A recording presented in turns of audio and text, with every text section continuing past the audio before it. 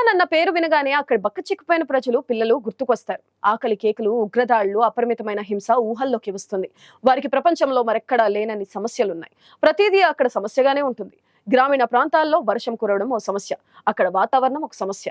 అరకొరగా దొరికే నీటి వనరులు కూడా ఇప్పుడు చమురు కారణంగా విషపూరితంగా మారుతుంది. దాంతో దాహాన్ని భరించలేక ఆ మురికి నీటిని తాగడమా, దాహంతో చనిపోవడమా అన్నది తేల్చుకోలేకపోతున్నారు అక్కడి జనం. దక్షిణ సూడాన్లోని గట్టి మైదానాల్లో ఒక చిన్న చెరువు నుంచి మురికి నీటిని తీస్తున్న పశువుల కాపర్లకు వాటిని తాగితే కలిగే ప్రమాదాల గురించి చాలా బాగా తెలుసు. ఈ నీళ్లు చమురు కలిసిపోవడంతో బాగా మురికిగా ఉంటాయి. ఆ ప్రాంతం చమురు లభించే ప్రదేశం అవడమే వారికి శాపంగా మారింది.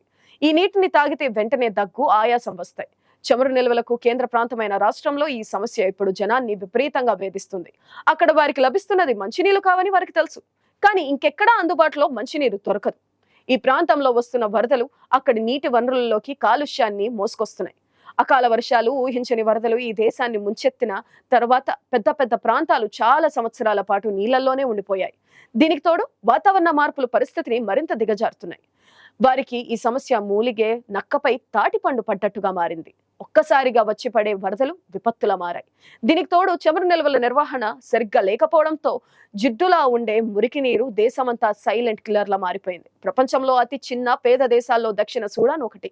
అక్కడి ప్రభుత్వం చమురు ద్వారా వచ్చే ఆదాయంపైనే ఎక్కువగా ఆధారపడుతుంది. దక్షిణ సూడాన్ లో చమురు ఉత్పత్తి రాష్ట్రమైన యూనిటీ స్టేట్ ను కొన్ని సీజన్లలో ఎప్పుడు వరదలు ముంచెత్తుతుంటాయి. 2019లో మాత్రం తీవ్రాతి తీవ్రమైన వర్షాలతో వరద ప్రళయం ఏర్పడింది. గ్రామాలు, గడ్డి భూములు, అడవులను ఆ వరదలు ముంచెత్తాయి. ఆ తర్వాత ఏటా అతి భారీ వర్షాలు కొనసాగాయి. ఈ నీళ్లు నేల పొరల్లో నిలిచిపోయాయి. దాంతో 2022లో అత్యంత దారుణమైన పరిస్థితులు ఏర్పడ్డాయి. యూనిటీ స్టేట్ లో 3/2 వరద నీటితో మునిగిపోయింది. అసలు సమస్య ఏమిటంటే వరదతో ప్రభావితమైన భూమిలో 40% ఇప్పటికీ నీళ్లలోనే ఉందని తెలిపింది. మరో ఘటనను చూస్తే 5 ఏళ్ల క్రితం ప్రధాన పైప్ లైన్ పగిలిపోవడంతో వరద నీటిలో చమురు కలిసిపోయి చెరువులు కలుషితమయ్యాయి. నల్లబారిన మట్టి దిబ్బలు ఎక్కడ చూసినా కనిపిస్తాయి.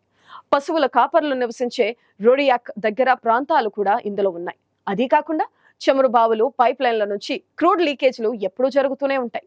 ఈ ప్రాంతం ఎదుర్కొంటున్న సమస్యలను అక్కడి ప్రజలు సదరు చమురు కంపెనీలకు తెలిపారు. కానీ వాళ్ళు ఈ విషయాల్లో ఎలాంటి చర్యలు తీసుకోలేదు. ఆయిల్ జిడ్డుతో కలుషితమైన మట్టిని బాగు చేసేందుకు ఎలాంటి ప్రణాళికలు వారి వద్ద లేవు. నిజానికి చమురును వెలికి తీసినప్పుడు భూమి నుంచి వచ్చే ప్రొడ్యూసర్ వాటర్ బయటకు వస్తుంది. అంటే ఆ నీటిలో హైడ్రోకార్బన్లు, ఇతర కాలుష్య పదార్థాలు కలిసి ఉంటాయి. కంపెనీలో ఆ నీళ్లను సరిగ్గా శుద్ధి చేస్తే ఆ సమస్య ఉండదు. కానీ ఆ పని చేయడం భారీ ఖర్చుతో కూడుకుని ఉండడంతో వారు పట్టించుకోవడం లేదు. చమురుతో కలిసిన నీటిని యథేచ్ఛగా బయటకు వదులుతున్నారు. దాంతో ఆ కలుషిత నీరు వరదల ద్వారా చెరువులు, కుంటల్లోకి వెళ్తుంది. ప్రొడ్యూసర్ వాటర్ లో ఉండే చమురు అంతర్జాతీయ ప్రమాణాల కన్నా చాలా ఎక్కువగా ఉందని అనేక నివేదికలు చెబుతున్నాయి. ఈ నీరు చివరకు ప్రజలు మంచినీళ్లు తాగే నదులు, చెరువుల్లోకి, చేపల చెరువుల్లోకి వెళ్తుండటమే దక్షిణ సూడాన్ ప్రజలకు నిర్వీర్యం చేస్తుంది. బోరుబావిలోకి కూడా ఈ నీళ్లు చేరిపోతున్నాయి. చమురులో ఉండే కొన్ని రసాయనాలు నేరుగా భూగర్భ జలాల్లోకి చొచ్చుకుపోతున్నాయి. ఎక్కడి నుంచి వచ్చే నీరైనా సరే అది ఆ ప్రాంతంలోని చమురు కంపెనీలు విడుదల చేసే క్రూడ్ కారణంగా కలుషితమైపోతుంది. 2019లో తీవ్రమైన వర్షాలు ప్రారంభమైనప్పుడు చమురు చిందిన ప్రాంతాల్లో చుట్టూ మట్టి గట్లు వేశారు. కానీ నీటి ఉధృతిని అవి తట్టుకోలేకపోయాయి. రోరియాక్ లో పశువుల కాపర్లు తాగే నీళ్లు నాణ్యతకు సంబంధించిన సమాచారం లేదు. అయితే ఆ నీళ్లతో తమ పశువులు జబ్బుల బారిన పడుతున్నాయని వాళ్ళు భయపడుతున్నారు.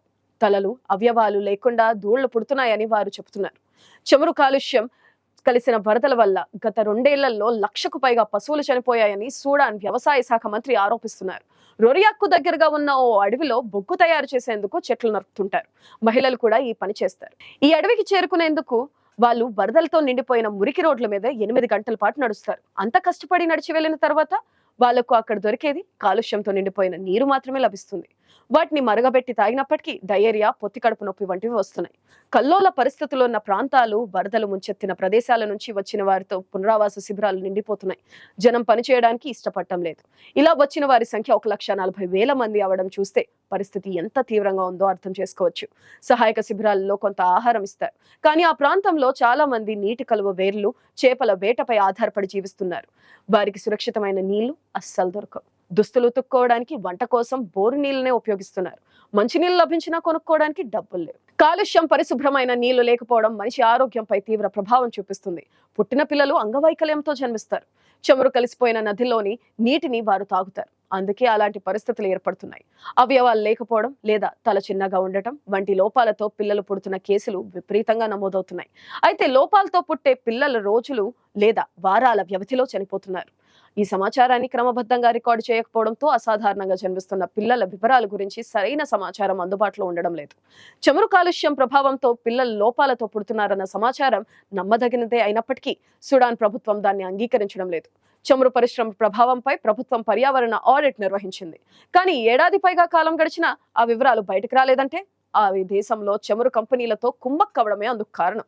జన్యుపరమైన లోపాలు, తల్లి వయసు, పోషకాహారం, ఇతర ఇన్ఫెక్షన్లతో పాటు అసాధారణ జననాలు ఇప్పుడు దక్షిణ సూడాన్ ప్రజలకు సర్వసాధారణంగా మారిపోయాయి. 2011లో సూడాన్ నుంచి స్వాతంత్రం పొంది దక్షిణ సూడాన్ ఏర్పడింది. అయితే అనేక మూఢనమ్మకాలను, ఇతర చెడు సంప్రదాయాలను సూడాన్ నుంచి దక్షిణ సూడాన్ వారసత్వంగా పొందింది. 5 ఏళ్ల అంతర్యుద్ధానికి 2013లో తెరపడింది.